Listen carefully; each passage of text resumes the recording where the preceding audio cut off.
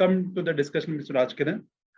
Uh, so as Sulaiza outlined, we are seeing burgeoning growth in e-commerce. And today, last mile delivery is not only limited to the larger cities, but also the smaller cities are also very rapidly gaining ground as far as e-commerce is concerned. As one of India's largest logistics service providers, how has TCI adapted to the changing needs of customers in the last mile segment? And further, with the e-commerce segment holding very strong growth potential, how are you addressing the specific needs of customers in this segment when it comes to last mile distribution? Sure. Thanks, Ajay. And first and foremost, many thanks to Motor India and Air Technologies for having me on the panel and as you all know, representing TCI Group. What I'll do is that first is I'll stick to the topic which states optimizing last mile. So first I'll put my neck out and say that it's extremely difficult. Today at around 11:30, I had a VC with a head of a supply chain of a very large FMCG brand. His problem is what we are all discussing, and I believe the audience also knows that how do you optimize from a fulfillment center, whether it is a e-com or a FMCG or a consumer durable or no matter any vertical, how do you ensure that the truck belly space is optimized? So that's where the capacity utilization comes. And somewhere I would also like to put a challenge to Sulaiza that we don't believe that 50% cost is last mile cost. The long haul costs, the haulage costs are far greater than the last mile cost. So 50%, I don't know from where that number has come. It's not the case. The cost is not the aspect in last mile. It is how well you service your customer or consumer. So in e-commerce, you'll say consumer, or even if it's a B2B platform, it is customer. Or for any brand, it's a customer part. Let's look at the fundamentals now. The fundamentals is that e-commerce, Ajay, while you were asking us, only constitutes around 4.5 to 5% of the total retail spend of India. So while the hype is obviously because of the startups and the big boys entering into India and FDI coming, the glamour is there. But the truth, as you asked in the question, is in the tier 2, 3, and the rural. So whenever we are servicing last mile, it's not that it's new. Let's go back to first fundamentals and the evolution of last mile. So I'll try to answer then eventually the optimization. The fundamental is that the demand is driven by customer or consumer historically or always, and you would fulfill that demand through a supply chain. That's what you want to do. The weakest link is the last mile because obviously the customer or consumer is going to be extremely demanding, especially in digital age where they want transparency, and that thanks to the e-commerce or the startups, they have brought in the transparency. But the challenges always remain. For example, in India, the addresses are not well defined. It's not really a good system where you can identify a lane or a particular address so easily. Here, technologies, Abhijit would know that well. So thus, the biggest aspect is how do you address that location correctly. We always have been saying behind this temple, ahead of this school. So that's been our location mapping.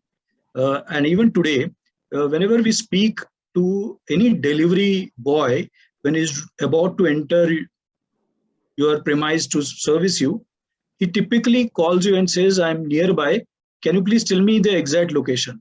So somewhere that gap still remains historically, though we've, over time improved on it, whether it's something what HERE has brought or Google has brought or anybody else.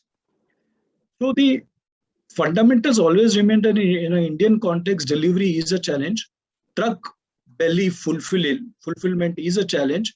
Rajiv will echo that. What has brought about the change is the technology, the tax regime. We all talk so much on technology, but the fact that GST brought in a uniform platform for us to enable last mile, we should never forget that the GST is enabling last mile. If you all remember the VAT regime, it was so complex. You had many hubs many tax documents to be created. So let's not forget the role of GST out here. So we should always, be cognizant of the taxation. Most importantly is the expectation of a customer or a consumer of when he wants the delivery. So these are the fundamentals. Now, if you see today and you talk to the FMCG boys, they're one of the masters when they look at last mile in the rural side, which is we call as the Bharat of India. But if you see the GDP spend, the GDP spent in the rural parts of India is only around 30-40%. 60 to 70% of the GDP spent of India is in urban. So if you want to define last mile and we want to say how last mile will go through, it is the urban logistics what we have to address first, while we are also addressing the rural. Please understand the consumer is more demanding in the urban side than on the rural side. The rural side, it's an experience for them.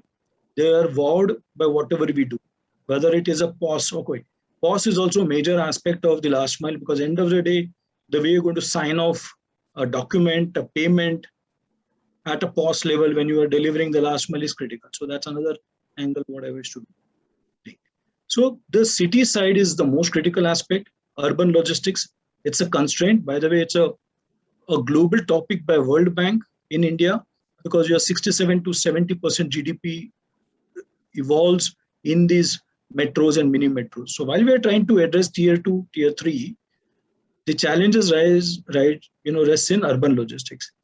To sum up, I put some points. The way the evolution has happened is that if you ever would have known that Unilever first started Sangam Direct way back in the year 2003-2004, they were way ahead of the curve and they were delivering directly to the consumers from a fulfillment center and to create pit shops and do tote delivery at a unit level and collect cash or credit card or even Sodexo or any other food coupon. So the point is that this is not new to India. We all have been doing. The matter of fact is that we should not be overhyped by e-commerce. The traditional industries of automobile, FMCG, consumer durables, the big multinational brands, the engineering companies, the EPC players, the medical devices, now currently vaccines and logistics, all is nothing but last mile. All have been doing a phenomenal service in India. What we need is the marrying of technology, the vehicle aspect of it, the way you're going to drive your logistics to bring the cost down, and finally, the way you're going to manage the customer expectation. The issue is how you want to ensure that the customer expectation is not uniform across the value chain for all verticals, because when you are having food, it's different to when you're getting a fan delivered to any other product. So what we see as an ecosystem developing is that this is all now currently fragmented. They need a uniform code to tie up between the fulfillment center to the last mile in terms of the consumer or customer and the return logistics. We need a uniform code or uniform platform.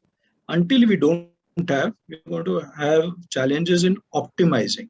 We don't see that the optimization is going to come easily till the time we are a bit opaque in terms of our business models, because nobody wants to share the data with each other. So this is what I wish to share with respect to the evolution of last mile. It's going on for many years.